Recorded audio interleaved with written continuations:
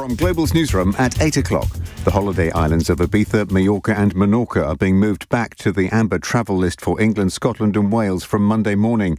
Anyone who hasn't been double jabbed for coronavirus will have to quarantine when they come back. Here's the Transport Secretary, Grant Shapps. I think we all know by now that travelling at the moment is not the same as it was before there was a global pandemic, and it does mean that when people book, particularly if you're booking to a green watch list country, you need to make sure you can get your money back, you need to make sure you can rebook your accommodation whenever required. 6 Labour-elected regional mayors have called on the government to continue to make face coverings compulsory on all public transport beyond the lifting of coronavirus restrictions in England next week. The government is planning to effectively end all prosecutions related to the Northern Ireland Troubles. The decision has been opposed by all 5 of the main political parties at Stormont. England footballer Jadon Sancho says the racism faced by players on social media is nothing new, but as a society we need to do better. He was one of those targeted following Sunday's Euro 2020 final. John Lewis is planning to cut 1,000 jobs in its department stores and Waitrose supermarkets. The move is part of a simplification of store management. In the city, the FTSE 100 closed down 33 points at 70.31. The pound buys $1.38 and €1.17. LBC weather, clear spells for many areas overnight, though low cloud affecting some coasts of eastern England, a low of 14 Celsius. Tomorrow, morning low cloud lifting and breaking to allow plenty of warm sunshine across many parts, a high of 25 degrees. From Global's newsroom for LBC, I'm Andy Ivy. This is LBC from Global, leading Britain's conversation. Cross Question with Iain Dale. Hello, very good evening to you. It's 3 minutes past 8 on LBC. Welcome to Wednesday's edition of Cross Question. I'm Iain Dale. Joining me on the panel today, we have Charlotte Nichols, the Labour MP for Warrington North, also Shadow Minister for Women and Equalities. Sunder Katwala is Director of British Future. Chris Skidmore is Conservative MP for Kingswood and former Universities Minister. And Mark Wallace, Executive Editor of ConservativeHome. They're here to take your calls, 0345 6060 973 if you'd like to put a question to them. And of course, don't forget, watch us on Global Player, on the LBC website at lbc.co.uk, or the LBC YouTube, Twitter or Facebook channels. Call 0345 6060 973. Tweet at LBC. Text 84850. Cross Question with Iain Dale. This is LBC. Well, welcome to you all. Let's go to our first question straight away. It's Gloria in Wallington. Hi, Gloria. What would you like to ask? My question is, why do you think the Prime Minister still did not answer the question that was asked by the Labour leader? Why did he not condemn the booing of the fans at the England football match on Sunday? I was there. I don't remember a lot of booing at that particular one. He was condemned for not condemning the booing in the first couple of matches. Sunder Katwala. I think the Prime Minister and the government, found this one very difficult when there was quite an easy question. There might be a difficult question, what do you think about people taking the knee? When it's, what do you think about fans booing our team when they have an anti-racism gesture? I think that's quite easy. You say, I want people to support England, not boo them. We're all against racism. Some of us might do it differently. That's their choice. Let's get behind England. I would have thought that's the sort of thing you do. I think the Conservatives misread the situation. I think it was a divisive debate to some extent. We should all be against racism, but the anti-racism protests of last year have been received differently by people from different ethnic backgrounds, different ages, different generations, different politics. And so while young Labour supporters will be very in favour of it, young people generally will be very in favour of it, the Conservative audience will be a bit mixed. And so you might have some people saying, why don't they choose something more unifying? This is what the players chose. They're a bunch of people playing for England. Their average age is 25. They represent their generation. They're the only young black people in society who get a public platform of that process. And I think what the players wanted to say was, they inherit a lot of progress on racism. There's more to do. And the reason there's more to do is they face an outsized share of the racism that's left in our society, because every bigot in Britain is one click away from famous footballers, politicians.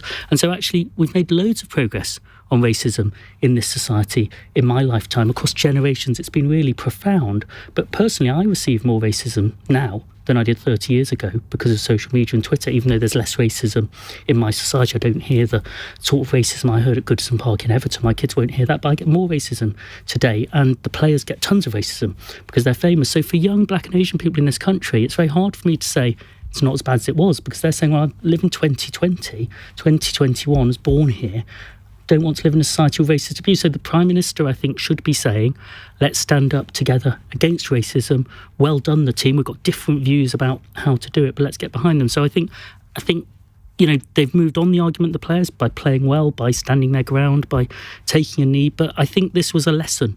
It was a bad month for culture warriors, and this is a lesson in don't fight culture wars of that kind. There's a new group called Conservatives Against Racism for Equality. We had their representative on the programme last night, and he was making a big deal of the fact that Steve Baker, who's considered to be on the right of the Conservative Party, has sent a message to his group, and indeed I think to Conservative MPs, saying, look guys, I think a lot of people in the Conservative Party have misread this one, and we should admit it. What did you make of that? I think it's brilliant Steve Baker's done that. I think it's really good that he's done it. He's associated with the Brexit right of the Conservative Party, but he's a sort of liberal Brexiteer of his era, so he won't be the same as somebody who had Brexit views in the Enoch Powell era, and he represents a diverse constituency in the south of England, and so I suppose he's saying to the Conservative Party as well, there's a value and a principle here, but there might be some short-term advantage in sort of a culture war that has 35% over there and 35% over there if older people vote and younger people are too clustered in the cities. But actually the generational rift in our politics is very profound, and actually nobody under 40 can understand why you're really anxious or worried or wondering if you're supporting people booing. And so I think in a lot of constituencies in the south of England, especially more diverse constituencies, Conservatives need to bridge there. Okay. You can worry about sort of so-called woke politics if some student group somewhere's doing something mad, but don't worry about the England team standing up against racism. So I think it's really great he's taking that argument on in his party. Mark Wallace, your website has its finger on the pulse of the Conservative Party membership. Do you feel that the leadership, Boris Johnson and Priti Patel in particular, have made a very bad misjudgment on this? Well, I think people have got themselves into clearly a bit of a mess about it. But what concerns me a little bit more is that we have this political culture in which we're kind of all taught and expected and led to believe that the worst thing you could kind of possibly do is say, you know what, I've actually changed my mind about that, or maybe I was wrong about it. And if you look at what's happening, you look at some of Sunder's polling, and for example, that he shares online, you see that fans, even those fans who were ambivalent or confused or even anti the question of say taking the knee at the start of this tournament, when I think there are reasons for some people to not necessarily be aware in the UK context of exactly what it was about, and there are various different competing claims. They've listened to the players saying, this is what we mean by it, this is why we do it. Listen to Gareth Southgate talking about it, and people have changed their minds. The polling has changed, just in terms of that minority who said they were, for example, against. That shrunk because for the good reason that people have listened. And I don't think it would be wrong for people in politics to do the same thing. I think most people would understand that. And that letter from Gareth Southgate, I think that was a little bit of a turning point for some people, where he tried to explain why the players were doing it.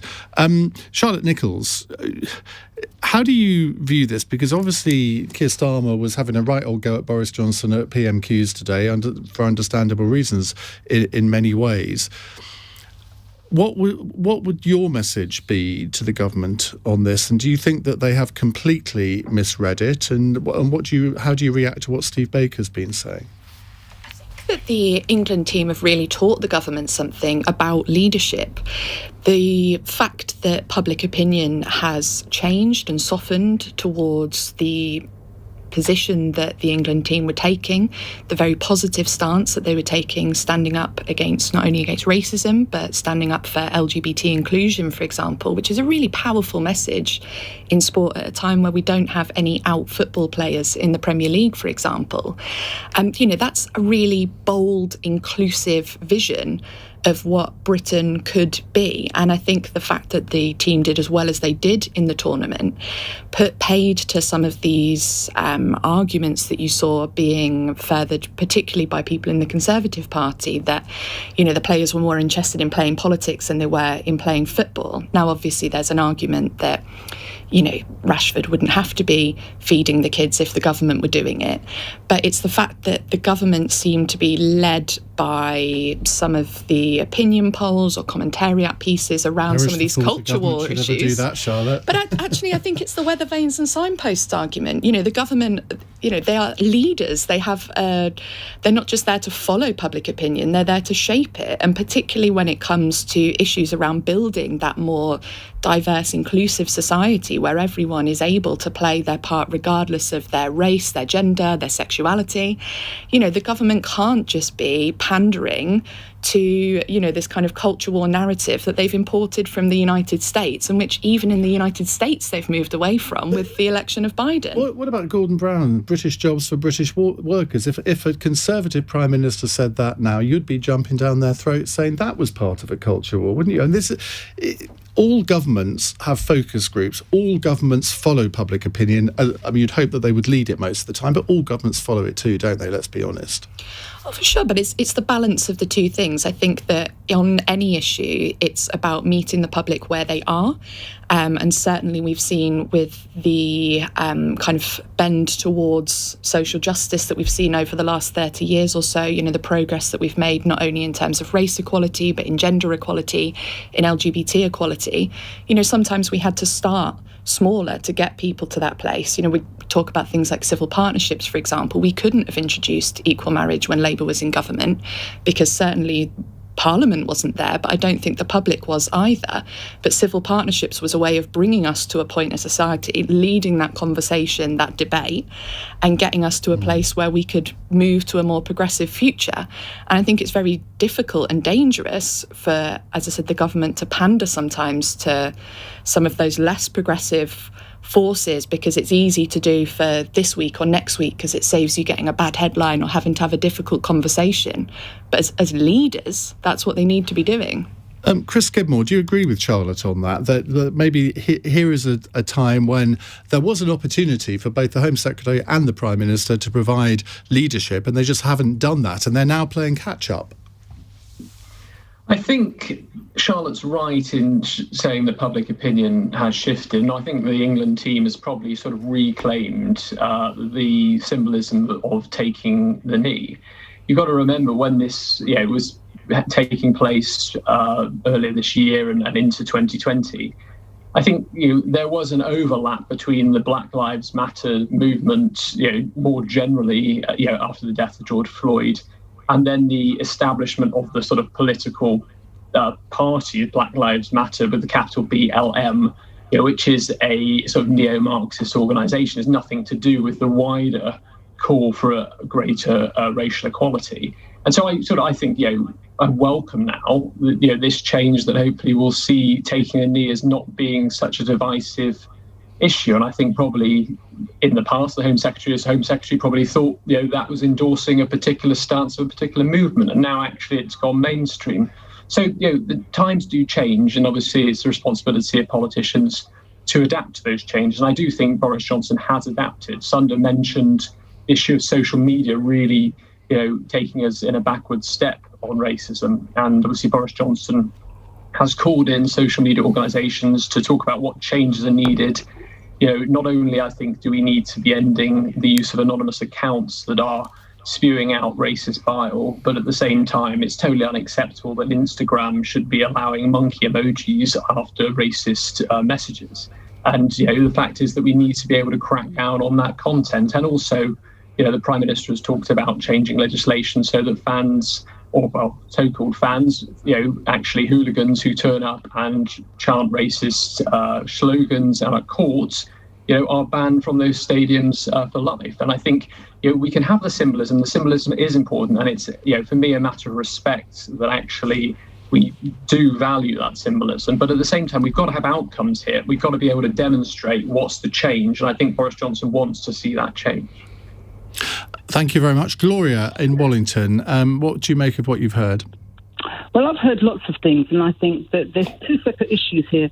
The social media aspect is one thing, but the fact that our Prime Minister can't come out and condemn the booing of these fans so that the public can actually hear him say, you know what, I condemn this, it's wrong, as opposed to saying that, well, people can demonstrate or, basically show their displeasure whatever way they want. No, they can't. The other thing is with regards to this whole, who do they represent? I mean, we've got a Home Secretary that talks about gesture politics. But the same token, this afternoon, Boris Johnson said that she has done lots and lots of things to try to eradicate racism and so on. What things has she done? I mean, she herself denounced the whole taking of the knee. And for me, she's actually saying she doesn't really understand why black... Well, hang on.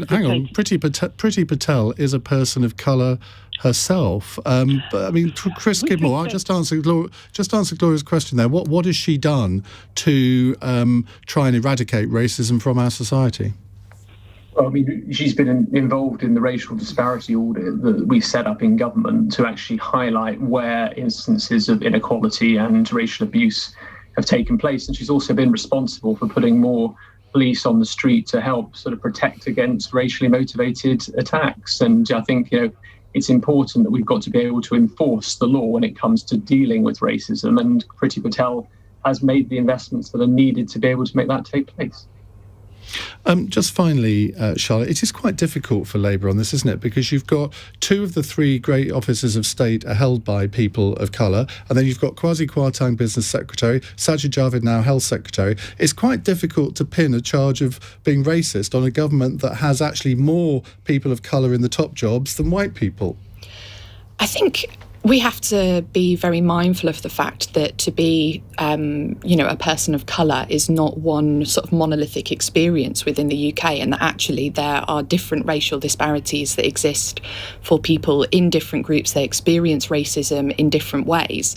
And just because you have a Home Secretary who comes from a British Asian background, for example, doesn't necessarily mean that she's going to have an understanding of the lived experience of someone from a Black British background just because they're both not white.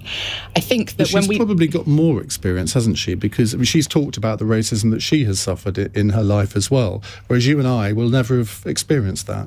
Well, I mean, I experienced a certain form of racism as a Jewish person. Unfortunately, anti-Semitism is sort of part of my reality as a Member of Parliament. But you're right, there are different levels of understanding that different people have, but in the same way as I would never claim to speak for all people from, my own community, certainly I wouldn't claim to have a really fixed understanding of the experiences of others. And I think actually when we look at what this government has done, whether it's the Sewell report that said that basically there's no institutional racism in the UK, when you look at the fact that the government are coming after the Equalities Act and trying to unpick it, despite the fact that actually that's one of the best ways that you can be protected from racism in, a workplace context, in particular as a trade union officer for the 10 years before I came into Parliament. That was a piece of legislation that I relied on every day to protect people from racism in their workplaces. The fact that they're not doing equality impact assessments around a number of the measures that they've taken during the COVID pandemic, which have disproportionately affected people from Black and Asian minority ethnic backgrounds. I think that we can't just say, well, because the government has a number of high-profile figures who come from ethnic minority backgrounds, that it's a government that is necessarily for people from ethnic minority communities, because I think there are a number of ways where they are being failed by this government, including, most notably, in their experiences of being much more likely to be among the mortality figures of the COVID pandemic, and the fact that, Black women in this country are 5 times more likely to die in childbirth. These are all things which haven't been addressed by this government. We could go into all of those for the rest of the hour, but we have got other subjects we want to cover as well. Keep your calls coming, 0345 6060 973. It's 8:20. This is LBC. This is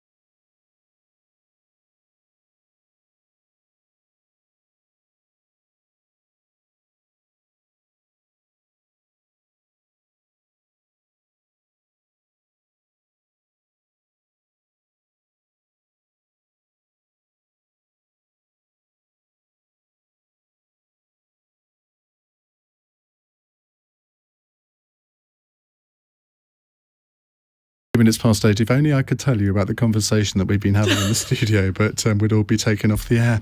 Right, let's go to another question. On Cross Question, our panel, Chris Skidmore, Charlotte Nichols, Sunder Katwala and Mark Wallace. Mike is in Beverley. Hello, Mike.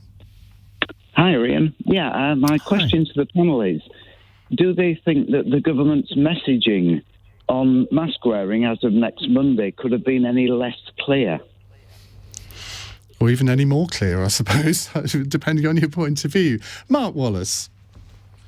Well, it's certainly changed in the last couple of weeks, if I'm completely frank, hasn't it? So, of course it could be clearer. I think there are two different things going on. The first thing is the perfectly legitimate question about what is the government actually advising. And we've heard, I don't think anyone can really pretend that we've had a completely consistent message from every representative of the government at all times in the last few weeks.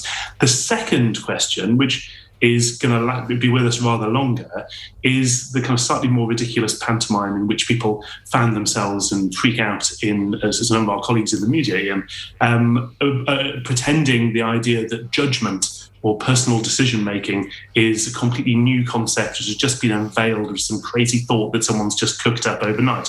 And that element, I think, is a bit ridiculous, but they could certainly have helped to puncture it by getting the first element sorted and more consistent, straight out of the traps. Charlotte.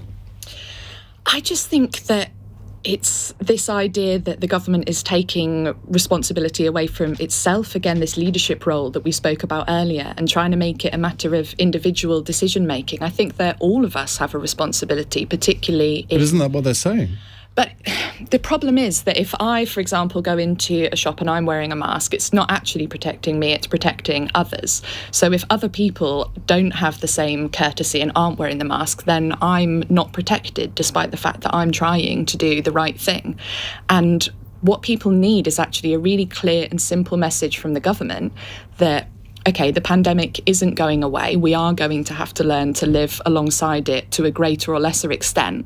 But certainly on things like public transport, in shops, where those people don't have a choice not to be there because it's their job. You're putting key workers who've taken our country through this pandemic at risk to mollify some headbanger backbenchers in the Tory party who are just fuming that they don't want to wear masks around Parliament. It's appalling to me. Well, on that, apparently you won't have to wear a mask in Parliament, but your staff will. And that's one of the ludicrous bits for me. It's the fact that we're obviously not employees as members of Parliament in the way that parliamentary staff are. But again, it's this thing of kind of one rule for us and another rule for everyone else. And I will certainly still be wearing a mask around the parliamentary estate, including when I'm in the chamber, in any public areas, because I think that it's a courtesy to the parliamentary staff who have worked their socks off for the last 18 months to make sure that despite everything that's happening, that our democracy is still able to function in this country and decisions can still be taken. And it's a shame that the government isn't taking the decisions that would protect not only people on the parliamentary estate by it still being something that was, mandatory, but also people in wider society. Chris Skidmore, at some point the government would have had to say, well, you don't have to wear a mask. They've chosen to do it from next Monday, July the 19th. Everyone can argue, well, it should have been June the 21st or August the 16th or September the 3rd or whatever. Do you think that this particular measure was announced too early? Well, I think we've got to be in a place now where we're still internationally 63-65% of the population have now been vaccinated. That's going to be sort of by the August have reached a higher figure, maybe 80%, and there will come a point where we're going to have to transition across to living with COVID, as Sajid Javid has stated. And we have an increasing case rate. Was it 45,000 now, the same rate as it was on the 14th of January? Yet the link between that and death seems to have been broken. And we are now in a new phase, I think, where short of a new variant coming from a different country and causing a sort of a completely separate wave where vaccines work, we need to move to this stage, but I will still be wearing a mask. I want to say that, and I'll wear my mask in Parliament as I've always done. It is a mark of respect. Charlotte said you do it to protect other people, not yourself. And I'd urge all my colleagues to do so. I think sort of when it's a small, it's not repressive to be wearing a mask, and I will continue to wear a mask even after July the 19th. Sunder Katwala, do you think that Sadiq Khan was right today to say that he certainly is ordering people on London Underground and on buses to keep wearing masks? I think encouraging, advising. I mean, the way Chris has just put that there as well, that chimes with where people are. We're all in this situation together. We can take some responsibility for each other. We've had the vaccines. Almost all of us have decided to have them. We can handle this together, but actually what you do matters for other people. That chimes. What's interesting is it's taken the government a bit of time to flip back to that message. What surprises me about the government, they're very attuned to public opinion. They spend an awful lot of time researching it. They spend a lot of money getting it. And then on this, they keep being surprised. But they keep being surprised by the same thing, which is that the public is really quite cautious about COVID, whatever their political views. And it isn't some which side were you on Brexit. That's going on in one corner of the internet. It's going on in certain newspapers. It's going on in certain bits of politics. But actually, especially older people who obviously voted Leave very heavily, they're very cautious about it. So it surprises me that the government keeps being surprised. It isn't, Mark's done research into the Conservative membership. It's the Conservative membership as well as the parliamentary party and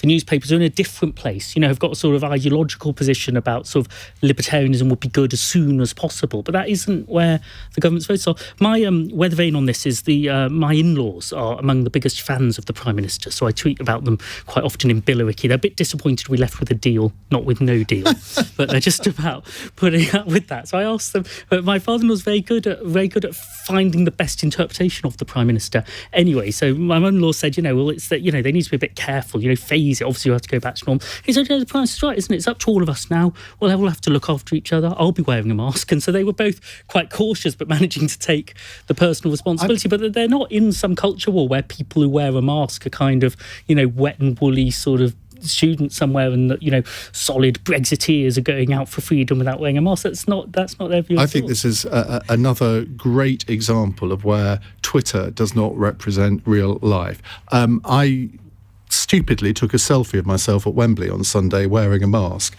I mean, the abuse I got, it was just quite astonishing. And yet most normal people thought, well, yeah, absolutely sensible. I've just done my lateral flow test. I got it here, negative, thank goodness. Right, just to round off this half hour, we've got an email from Sarah in Barnard Castle. I never knew there were so many people in Barnard Castle. I'd never heard of it before last May. She says the PM had an article in The Independent in which he categorically said that people should not boo players for taking the knee.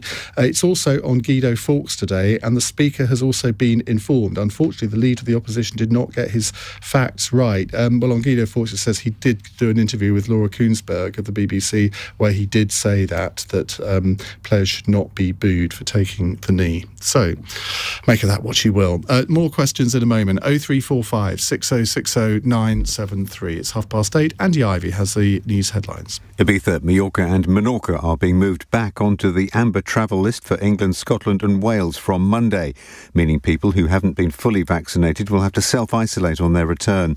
The decision has been criticised by the chief executive of EasyJet, who says rates of coronavirus in much of Europe remain lower than in the UK.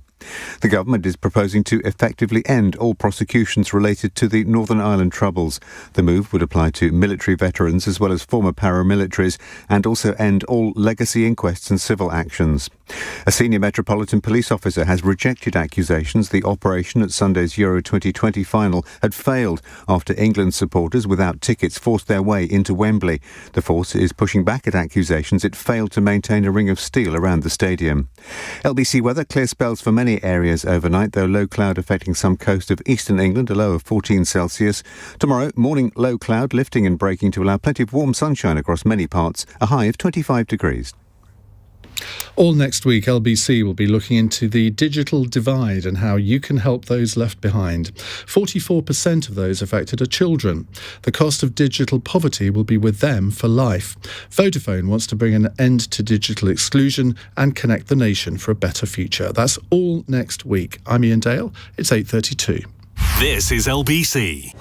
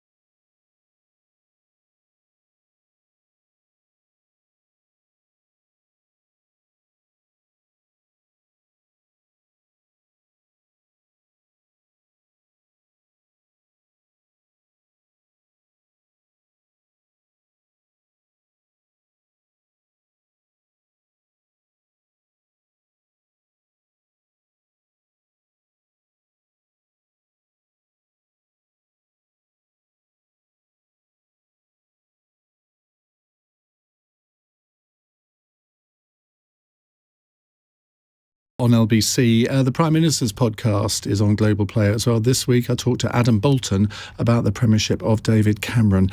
It isn't pretty listening if you're David Cameron, it has to be said. Right, cross question until 9. We have with us in the studio Charlotte Nichols, Labour MP for Warrington North, Shadow Minister for Women and Equality, Sunder Katwala, Director of British Future, and joining us from the not from the LBC studio, from his home, I think, it's Mark Wallace, Executive Editor of ConservativeHome, and Chris Skidmore, Conservative MP for Kingswood, former Universities Minister. Let's go to our next question. It's from James in Watford. Hello, James. Hello, good evening. Hi. Yes, Professor Stephen Riker from Independent Sage recently said we need to move away from the I towards the we, and he was talking about restrictions and face masks and things. And my question is, are the scientists and advisors moving the UK to a more collectivist mindset over an individualist one? Are they having a political influence now, and what are the repercussions of that? Chris Skidmore, people look at Independent Sage and often think they're just a bunch of raving lefties. Do you?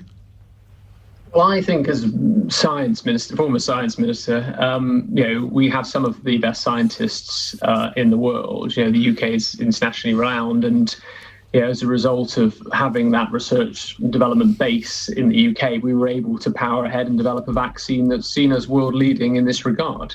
Now, do I think somehow that scientists are, Dr. Strangelove style, sort of leading the UK down a dark and dangerous path? No, I don't. I think, what we've got to be clear is that scientists, don't always have the answer as scientists, and that sometimes they will be wrong, just as politicians are wrong. I think the fallacy is that sometimes, because someone's a scientist or has a professor, title to their name, that they will say something and the data may change. And I think that's very difficult for people to understand sometimes, is that the modelling that takes place is still an exact science. We're learning during the pandemic about the virus and its infectious levels and infection rates. And so therefore, we can't necessarily, besmirch scientists when things don't turn out as they planned. But at the same time, we should deeply respect their advice, because, many other countries would give their eye teeth for what we've got when it comes to our scientific level of knowledge and actually our scientific community. Sunder. Yeah, we haven't had enough of experts once we've got a pandemic. I think we're quite keen to hear from experts. Even when they disagree. Yeah, and they do disagree. But, they've done some brilliant things, scientists. Obviously, they've got us a vaccine, which is, just desperately important. And they've made mistakes. And also, you have a once-in-a-century event. They're wrong about things because things haven't happened before. So they haven't actually got any data. So they're guessing, and, the behavioural people said, can't lock down too early because, people are only going to put up for it for a few weeks. And so they massively underestimated the sort of social cohesion and community mindedness of the public because they hadn't seen it happening before. And so we weren't all sort of rioting by the summer. So there's I don't agree with the implicit point that they've got a political view, but also they can't have one, because all they can do is say, here's this model, here's that model, we think this, we maybe think that, if you change this, it will go. And then politicians have to make actual decisions. People are attributing political motives to some of them. I mean, Professor Susan Mickey, she was asked about her membership of the Communist Party. Now you think, well, does that have an effect on someone's scientific expertise? You'd like to think not. I think, you've got things like, maths and data, and they all scrutinise it with each other. And then you've got social choices about what that means. Here's this level of risk. Do you want to take it or don't you want to take it?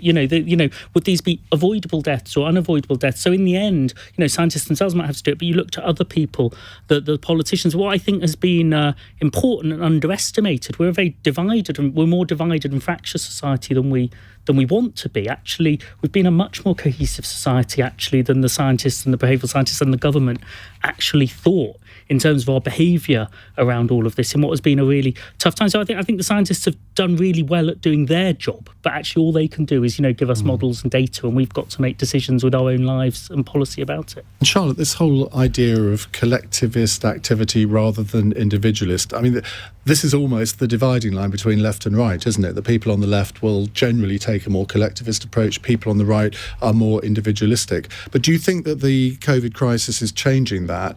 And I mean, I noticed myself that, I believe in a small state, but I completely get that for the next 10 years, that aspiration is not, I mean, I'd probably be in my dotage before I see a small state again, because we're in a situation where government has got to have a role in getting us out of this, much more so than maybe other crises.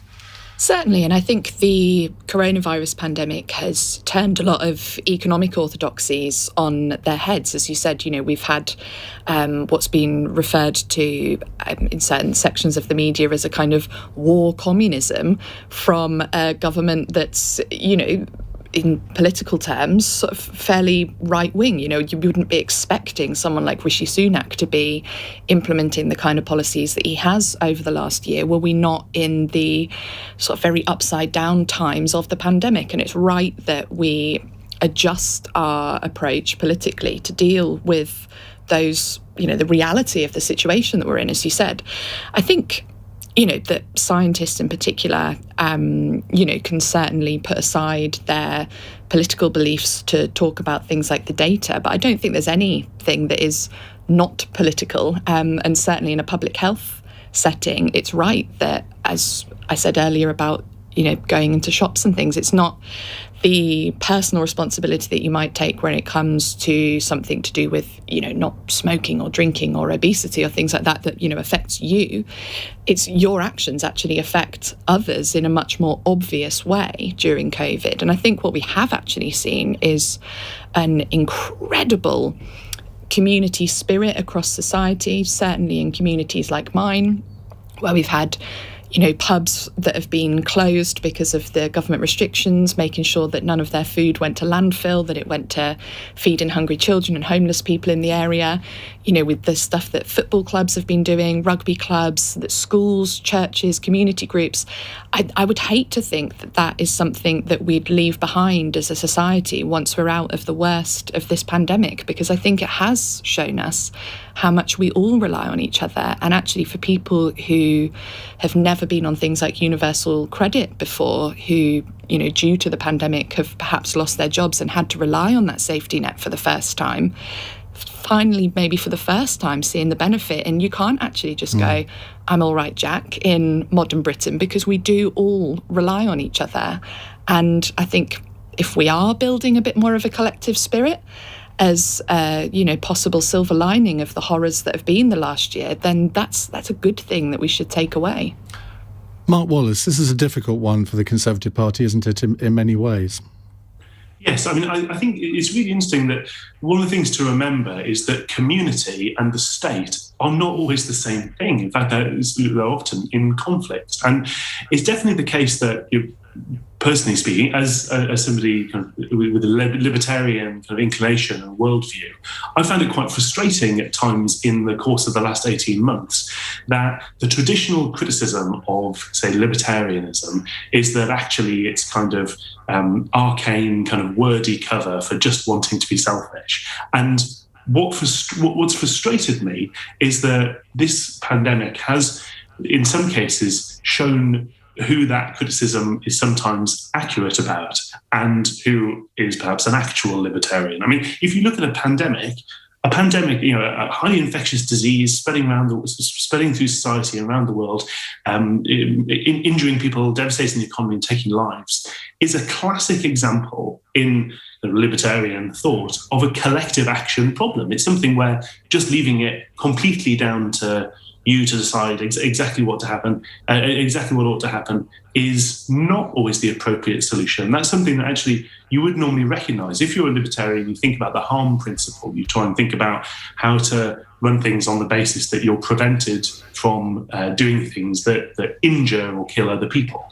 And pretty obviously, coughing a highly infectious pandemic virus that could kill somebody right in their proximity in a responsible way is a good example of that. And so this has been a challenge for a lot of people in a lot of different ways. I think one thing you need to think about is where there's a collective action responsibility and there is a crisis for that kind of war communism analogy that was just drawn out. Part of the question is, how do you then afterwards make sure that this doesn't become permanent? Remember, World War II, for example, a massive collective action crisis in which the state needed to take very intrusive action on individual freedom, property rights, mass nationalisation, conscription, etc.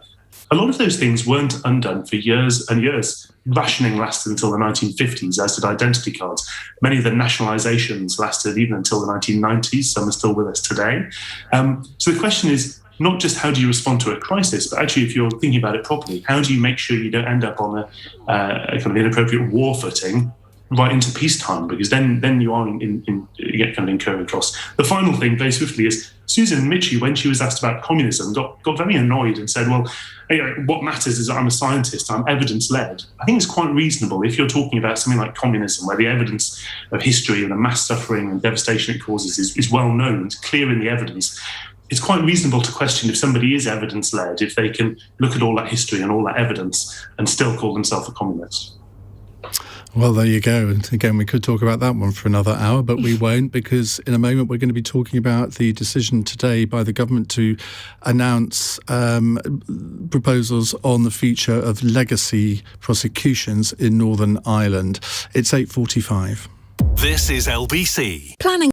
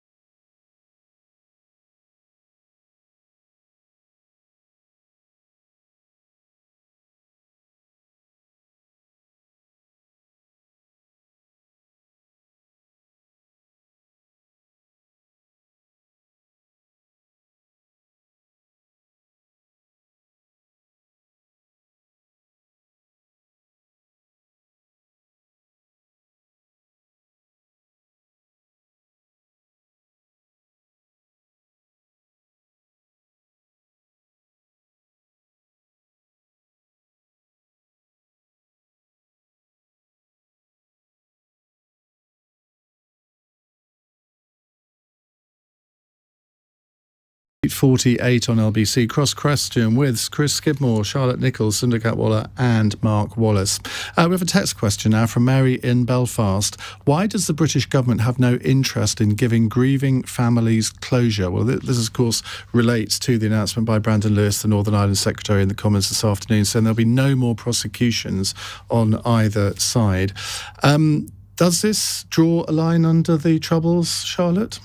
I don't think it does, and I think it's an incredibly incendiary action that the government has taken at a time when tensions are running very high in Northern Ireland around the Northern Ireland Protocol and other legacy issues there.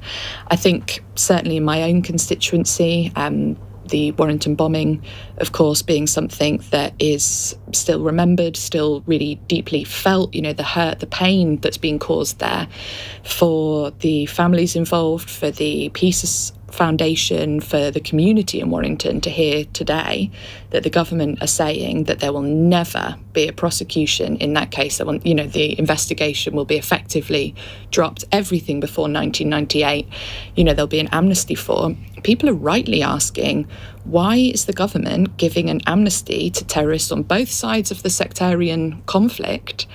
Because that isn't how we achieve the truth and reconciliation that we need. Let me put the other point of view to you, because if you look at what happened in Rwanda after the genocide there, to a certain extent also in South Africa, you do have to make uncomfortable decisions like this. And I mean, if they had just said, well, there will be no prosecutions of British soldiers, for example, I mean, that would have been, you just said this decision was incendiary. I mean, that really would have been. Do you not have to, at some stage, try to draw a line? And I wonder, I said this to one of our guests earlier in the programme, I wonder whether this is something that all of the parties have to publicly condemn, but behind the scenes, they kind of might understand the reason for it. I don't think that is the case. I actually studied comparative peace processes at university, and I'm quite familiar with a lot of the truth. But I studied politics, but one of my modules was comparative peace processes. So I have read a lot around sort of truth and reconciliation commissions. Different conflicts that have taken place around the world, including in Guatemala, for example, is another place where amnesties of a sort were introduced as a way of bridging the gap of, bringing communities together for truth and reconciliation. But what I don't understand about the way that the government has formulated these proposals is the fact that there is not, if it's a blanket amnesty, any real incentive for anyone who was a combatant on any side of the conflict or who has acted wrongly to be honest about it, because there is an amnesty. Whereas if it was not a blanket amnesty and you can say to people, look, if you're honest about what happened, if you'll give this grieving family some closure, conditionally we will offer you some level of amnesty, there is then an incentive there for them to be honest. I think if you give a blanket amnesty, I don't understand why people are suddenly going to come forward to admit to the things that they've done. I don't think that it gets us closer to truth and justice. Surely it's a natural extension of what happened in the Good Friday Agreement, where people from both sides were released from prison. I remember in about 2003, 2004, standing outside this very building, and I was introduced to someone called Patrick, and I shook his hand. And I looked at him and I thought, I know you. And it was the Brighton bomber, Patrick McGee. I wanted to have a shower afterwards, I can tell you. I was so horrified that a friend of mine who was acting as his PR agent, can you believe, had done that.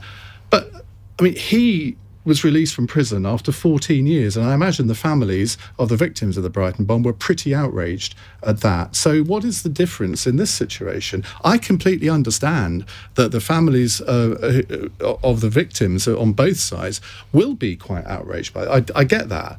But sometimes, as a government, you have to take these kind of decisions sort of for the long-term good. And that's what Tony Blair did, surely. I think the fact of the Good Friday Agreement was the fact that I hate to mention Tony Blair to a Labour MP. I have no issue with you mentioning Blair. But, I think that the Good Friday Agreement, which was something which was endorsed by all of the major political parties in Northern Ireland and the island of Ireland, it was something that had been negotiated for many years. There was an extensive consultation with different victims groups and so on. That is not what has happened in this scenario. I had to ring people in my constituency who've been affected by terrorist incidents that took place before this 1998 cut-off date that they're talking about today, to let them know, because I didn't want them to find out from the press. And naturally, they were horrified. I think because it's come out of nowhere, because they were not consulted, because it's something that's opposed by all of the major political parties in Northern Ireland and the Irish government, they can't understand why it's something that the British government is pursuing, and certainly not at this time. Chris Skidmore. Well, I think to start with, if all 5 major parties are opposing it, whether these proposals are going to fly is a different matter. And I think, we'll see what the reaction is. But I think listening to Brandon Lewis's statement to the Commons today, the question is, what outcome do you want in the end of it? Because, we've had these sort of prosecutions of soldiers that have mainly, the trials have collapsed. They've led to no justice at the end of it, whatever form of justice somebody wanted to see. And that process of reconciliation, I'll obviously bow to Charlotte's expertise, is one where the facts show that we got 3,500 people killed in the Troubles, of which 1,200 of those murders are being investigated currently by the police.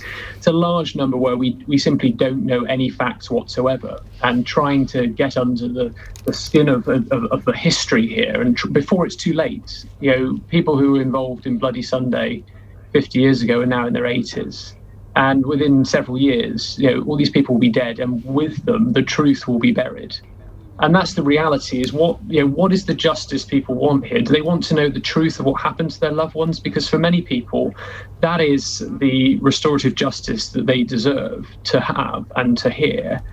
And yet, if we continue down the path where we have been continuing, we will not get that for people. And so I can understand why Brandon Lewis is trying to come up with a solution, but the politics may mean that this is just too controversial, and we are unable to reach a point where we're able to get that restorative justice and reconciliation. But I think we do have to sort of say, what's the outcome we want to start with, rather than the sort of response, obviously, which is happened at the same time as the Good Friday Agreement, one where you sort of, the initial reaction is one of shock, and actually understand why would we do this, and what is the outcome that we need to have. Okay, Mark, let me just remind you of the question. Why does the British government have no interest in giving grieving families closure? And it's a very good question, because this isn't just about whether peace and whether truth and reconciliation is eventually achieved or not. Effectively, what concerns me very deeply about this is that you are imposing the costs of an arrangement specifically on the people who have already paid the most, who've already borne the most severe burden of the violent extremism you see in the Troubles, as well, of course, as those instances where crimes have been committed by members of the British Armed Forces. And what happened, I'm glad you brought up the Good Friday Agreement earlier, because I still don't think we've really had a very clear and coherent answer on any side why actually, that amnesty for murdering terrorists was actually totally fine and laudable. This amnesty for murdering terrorists is completely unacceptable. I think it's very hard to square the two. And really, there is, to a certain extent, a matter of not truth and reconciliation, but a kind of civilized and fairly uniform silence in which everyone kind of says, we know what, if the prospect is that people who would otherwise be pursued for conviction are going for their crimes are going to carry on committing more crimes, then what we're going to do is we're going to ask the families of the victims, some of whom, remember, have not only not had justice, but have never found out where the bodies of their loved ones are. We're going to ask those people to continue bearing that cost forever. I find that very hard to swallow. Also, what happened to those letters of comfort? Blair didn't just do the Good Friday Agreement. He sent those, his government sent those comfort letters to people on the run saying, we're not going to chase you anymore. So this is not the only time there's been an unexplained amnesty. Okay, Sunder. Yeah, I think we're very neglectful of Northern Ireland. I think it's a sort of out of sight, out of mind place for the government, sometimes for the British public, actually. And I think that's why this has been done. And the British media, that's why this has been done in a sort of headline way without doing the work. So I think Charlotte, Chris and Mark's points are very powerful there. In reality, you're not going to get prosecutions. In reality, we have made a trade-off of peace and justice. But what you could do, instead of having this amnesty headline, is you could have a historical inquiries unit that just tries to find out as much information as possible, gives people as much information as possible, and proceeds on that basis. What you're trying to do, I mean, what we've seen in Warrington is absolutely fantastic, because, in the name of Jonathan Ball and Colin Parry, you've seen peace effort. Tim Parry. You've seen efforts at peace, and working on having the conversation about peace. And I think just saying there's a headline, it's an amnesty, isn't doing the work. We can't. You cannot solve the injustices of the past, and you've decided to have a level of forgiveness and a level of pragmatism, but you can still find out more than the government seems to be wanting to do. Well, we're not ignoring Northern Ireland on this programme. We never do. We've done lots of phone-ins on various issues to do with Northern Ireland, and we're going to do that again in just a couple of minutes' time, where we get your reaction to today's announcement. Particularly keen to hear from you if you live in Northern Ireland. 0345 6060 973. A final text question from Sally in Bolton, who clearly has recognised that we have one of our younger panels on the programme tonight. When restrictions ease next week, what song will get you throwing shapes in the nightclub? Who shall I come to first? Mark Wallace looks as if he would rather answer any question than this. Sunder. Well, I was getting the kids to learn the lyrics to Three Lions. We've lost that, but I've also been teaching them Disco 2000 by Pulp. Won't it be great in 2000 when we're all fully grown? And they think, 2000 is a long time ago. I'm not familiar with that one. Charlotte? I have to say I'm not much of a dancer, but I am partial to a bit of Shania Twain on karaoke, so maybe I'll go for that instead. Give us a burst. I haven't had enough pints to do it. Mark?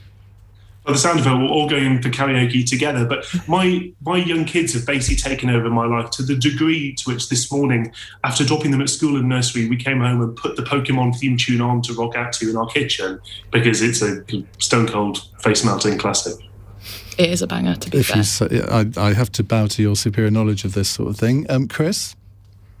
I agree with Mark on the Pokemon there. I don't feel that. I feel pretty old now. I mean, I got the AstraZeneca vaccine rather than the Pfizer, so that sort of dates me. Yeah, me too.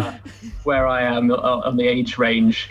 I mean, I won't be seen in a nightclub full stop now. I'm not sort of like a Matt Hancock sort of karaoke guru, but or in any other way. Yeah, I'm a Bob Dylan fan, so I think I'm going to choose Tangled Up in Blue, with a political theme in there as well. But much more of a folky rather than a jiver. Well, I haven't heard of any of these, so you just can't beat Dancing Queen, I think, as a banger on the dance floor, can you?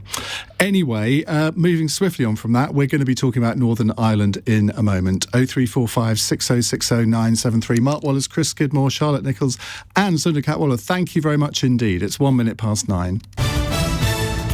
On your radio, on Global Player, and Play LBC. Leading Britain's conversation.